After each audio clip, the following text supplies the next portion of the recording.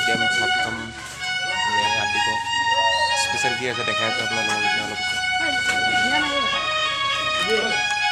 এই কেটাৰিং হ'ব নৰে না